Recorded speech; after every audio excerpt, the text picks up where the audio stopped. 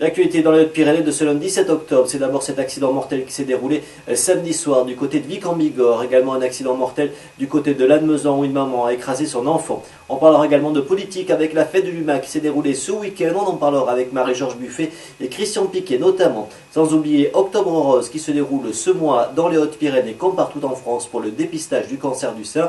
Toute l'actualité en bref, les résultats sportifs des Hautes-Pyrénées et une météo qui va rester sous le signe du soleil mais pas très longtemps.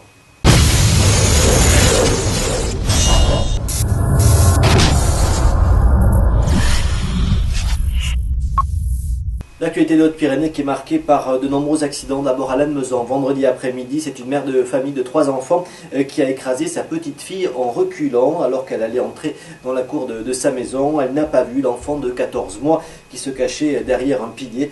L'enfant est mort sur le coup. La maman a dû être hospitalisée en état de choc. Samedi soir, vers 21h30, c'est une voiture qui est entrée en collision avec un scooter au niveau du restaurant installé sur la route départementale 935 qui relie Tarbes au Val d'Adour. Rapidement présents sur place, les sapeurs-pompiers n'ont pu rien faire pour secourir les deux adolescents qui circulaient sur le scooter. Ils ont été tués sur le choc. Les gendarmes du Val d'Adour qui ont ouvert une enquête pour connaître les circonstances exactes de ce drame qui endeuille une nouvelle fois le nord du département. La politique, avec le Front de gauche qui était réuni ce week-end à Sousse pour la traditionnelle fête de l'UMA. Conférences, débats et concerts ont animé durant le week-end. Également un grand meeting qui s'est déroulé dimanche après-midi devant la salle des fêtes, en plein cœur de l'actualité économique française et européenne, comme l'ont rappelé Marie-Georges Buffet, Christian Piquet et Éric Coquerel. On aurait bien aimé y être si c'était sur la politique de l'UMA d'abord. Je pense qu'on ferait des choses assez utiles et assez enthousiasmantes. Bon, Hollande a dit le gouvernement il y va sur ma politique, sur mes propositions. On y va sur la ratification du traité. Oui, moi je suis fière de pouvoir garder ma liberté de parole et pouvoir mener ce combat avec le peuple de gauche. Oui, moi j'en suis fière. Et vous voyez, on vient de gouverner ce pays le plus rapidement possible. Oui, on n'est pas pour rester dans l'opposition. On n'est pas pour rester dans l'opposition. On gouverner ce pays, et gouverner ce pays sur les mesures qu'il faut, qui sont celles effectivement de rompre aujourd'hui avec des traités européens dont on voit qu'ils sont. Regardez, lisez l'Humanité du vendredi. Je fais un peu de pub. Vous avez une excellente page du rapport de l'INSEE. L'Europe est en train d'entrer en récession et l'Allemagne n'est pas du tout immunisée par rapport à ça. Deuxièmement, il faut un partage des richesses et arrêter que ce soit la finance qui commande. Donc nous avons des mesures. Nous, ce que nous espérons à un moment donné, c'est qu'on comprenne enfin que la politique qui est appliquée, elle n'est pas seulement injuste, mais c'est qu'elle est inefficace. Elle entraîne l'Europe dans la récession. Et on se souvient où la récession a entraîné l'Europe dans les années 30. C'est ça aujourd'hui qui est au cœur du problème.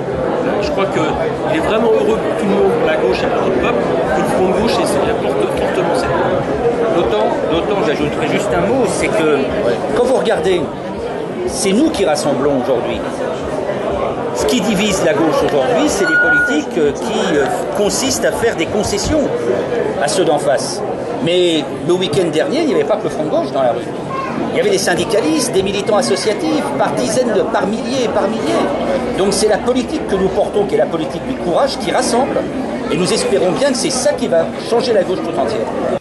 L'actualité, c'est aussi Octobre Rose qui s'installe dans les Hautes-Pyrénées et c'est par le plus symbolique du département, le lieu le plus symbolique du département que la campagne a débuté puisque de vendredi à dimanche, le pic du midi s'est teinté de rose, l'occasion de lancer cette grande campagne de communication pour inciter les femmes de 50 à 74 ans à se dépister dans les Hautes-Pyrénées. 38 femmes sont invitées à réaliser une mammographie tous les 2 ans, seules 22 000 d'entre elles le font, soit 56% des femmes. Si ce chiffre est au-dessus de la moyenne nationale, l'objectif de l'association DOC65 qui lutte pour la prévention du cancer est de dépasser le cap des 70%. Les résultats sont importants. Sur les 22 000 femmes qui ont été auscultées, 880 ont présenté une anomalie à la mammographie et 156 avaient un cancer du sein. Et s'il est pris à temps, les espoirs de survie sont importants. Ils sont de 80% de cancer du sein qui se soignent. Les Hautes-Pyrénées qui sont donc mobilisées durant ce mois d'octobre, comme nous l'explique le docteur Mial. Le 17 octobre, Madame Moureux nous a fait l'extrême gentillesse de décorer le jardin Massé. Donc peut-être, est-ce que vous donnez des détails? Peut-être mieux pas. Ce serait une performance. Ça serait une performance, mais je pense qu'il corpus, faut aller se promener au Jardin Massé ce jour-là Voilà. et profiter de la balade au Jardin Massé pour aller visiter l'école des arts et techniques. Il y aura un éclairage en rose de la mairie de Tarbes la semaine du 22 au 28 est la semaine où on va le plus communiquer, en tout cas le plus décorer la ville de Tarbes. Il va y avoir un éclairage en rose de la mairie et de la fontaine de Verdun. Il va y avoir un habillage des statues de la fontaine des Quatre Vallées, place Marcadieu, avec des écharpes un peu sur le mode de ce qui avait été fait sur Bordeaux. On va animer aussi les vitrines des commerçants en leur donnant des affiches, en leur donnant des ballons et en demandant peut-être aux commerçants s'ils sont d'accord de décorer leur vitrine en rose avec les articles qu'ils vendent dans leur magasin. Donc de manière à donner un thème rose à la ville. L'actualité, c'est aussi le sport, après ce week-end, et pour Rugby Rama, Tarbes n'est plus une surprise. Voilà de quoi ravir le staff du Tarbes Pyrénées Rugby et encourager les supporters tarbais qui à être encore plus nombreux au stade Maurice Trébu. D'ailleurs, la prochaine rencontre à Tarbes sera le 20 octobre prochain face à Brive-Corrèze. En attendant, c'est à Aix-en-Provence que le TPR se déplaçait samedi soir et le TPR qui a montré sa puissance en l'emportant sur le score de 16-20. Une victoire qui permet aux 15 de Tarbes de décrocher une deuxième place au classement de Pro D2.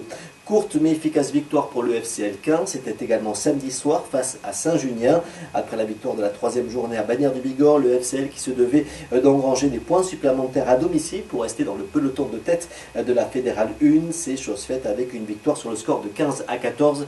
Le FCL qui a également appris ce week-end la blessure de Francisco de la Fuente, une blessure plus grave que prévu puisque c'est une rupture des ligaments croisés antérieurs avec fissure du ménisque, une blessure grave qui va nécessiter vraisemblablement une opération. Le joueur a terminé sa saison, le FCL, qui cherche désormais un joueur supplémentaire pour maintenir les ambitions de cette nouvelle saison. En basket, une nouvelle défaite pour le TGB, la troisième consécutive. Les filles qui se déplaçaient à Mondeville s'inclinent sur le score de 72-59 et se retrouvent à la 12e place. Et puis un autre résultat, celui en foot, avec Tarbes qui signe nul face à Mont-de-Marsan sur le terrain de Trélu, 0-0. Les Tarbais qui se classent 13e. Tous les autres résultats sur notre site pyrénéinfo.fr. L'actualité en images, c'est d'abord le sport en famille qui s'est déroulé dimanche sous la halle Marcadieu de Tarbes, où une dizaine d'associations sportives de la ville étaient réunies pour initier enfants et parents à la pratique du sport.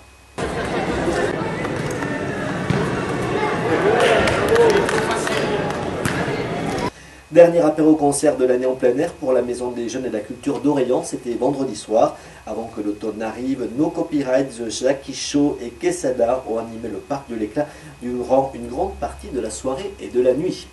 Et puis en fin de semaine, c'est le recteur de l'Académie de Toulouse qui était présent sur le site du pôle université de Tarbes, le pôle université qui compte 5000 étudiants. L'occasion pour le recteur de rappeler toute l'importance d'une université de proximité comme celle de Tarbes.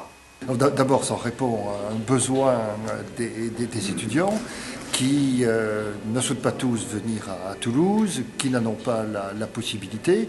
C'est là une exigence de démocratisation de l'enseignement supérieur en facilitant l'accès à nos formations au plus grand nombre de bacheliers. Bon, nous avons la chance d'avoir une augmentation très sensible de nos bacheliers.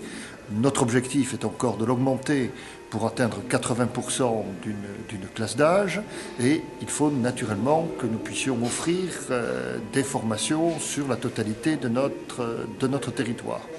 Cela d'ailleurs n'est pas incompatible avec la volonté de l'État de développer aussi à Toulouse une université de niveau européen et mondial, dans la mesure où il s'agit de la même université qui est présente à la fois à Toulouse et à Tarbes. En bref, notez que l'association Espéranto 65 tiendra son assemblée générale. Ce sera lundi soir à 19h30 au 37 rue Georges Clémenceau à Tarbes. L'association qui vous propose d'apprendre l'espéranto tout au long de l'année. Les premiers et troisièmes lundis du mois, c'est à Bagnères-du-Bigorre dans les locaux du CCAS. Les deuxième et quatrième lundis du mois, c'est au 37 rue Georges Clémenceau à Tarbes. Toutes les infos sur le site espéranto65.com. Un dernier mot avec la météo, avec un temps clair pour ce début de semaine, même si des nuages seront encore présents dans la matinée. Ils vont rapidement se dissiper ce lundi, les températures qui resteront estivales avec encore 25 à 29 degrés. La pluie qui revient dès mercredi. Les explications, c'est celle d'Eric de Météo Bigorre que vous retrouvez chaque jour sur notre site dans la rubrique Web TV pour le bulletin météo quotidien. Ça, c'est seulement sur HPTV avec pyrénéinfo.fr et nos déclinaisons locales, pyrénéinfo-tarbes.fr et pyrénéinfo-lourdes.fr. Vous retrouvez toute l'actualité en continu. Je vous rappelle également que vous pouvez réagir à l'actualité sur Twitter avec les hashtags InfoTarbes ou InfoLourdes et également sur Facebook. Passez une très belle journée, à très vite.